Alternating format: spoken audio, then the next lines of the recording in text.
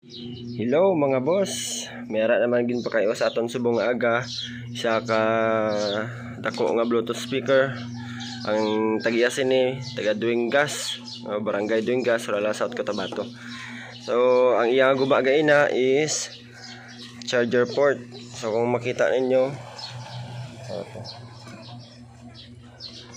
ayan, amo ni siya ang iyang guba gaina, nga hindi siya mag-andar. So kalabanan nga gubagin man sa mga Bluetooth speaker pero may tanggal-tanggalon ang chargeranan is amo ni siya mo kung nga ang dasig malubat ang inyo nga mga Bluetooth speaker. So kalabanan gyud nga guba amo gid ni. So ang ginhimo naton para hindi na siya maguba-guba kag hindi na gid mahukas-hukas kag dugay malubat is amo na giunay na lang nato, no, direct na lang sa iya wire pakadto sa charger.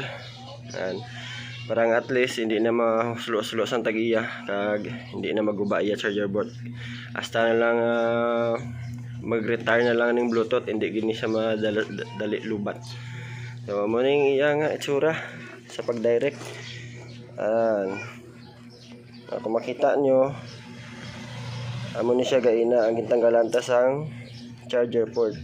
Kag makita nyo man nga naga-charging siya, meron siya nga charging light. So testingan na to, no, kung nami man ang lagpok na, testingan ta.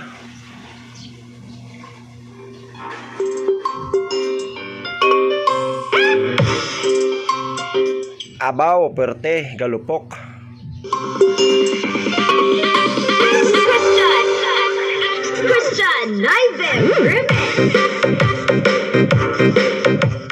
Grabe guys, dumatanggal ang lansang kabalay ko sa kakusog sang speaker ay tatlo ka bilog, oh. Yes.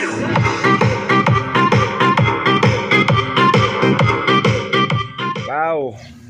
Daw matanggal atuli ko kakusog niya. Perte. Nami gid man siya guys kung ma-direct siya charger kay hindi siya mag-utod-utod ang tingog nga malubat. Kay sige-sige na yung supply sa kakurente. So muna yung tingog, no.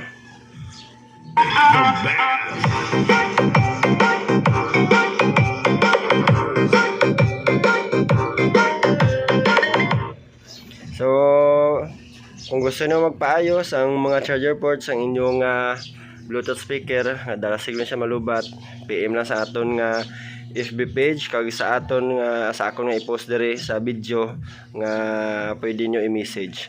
So mo except sining speaker ginpakayo naman gaina ang microphone sang iyang Bluetooth. Okay na siya, no. I-on ta. Ayan. Testingan ta bala. Hello.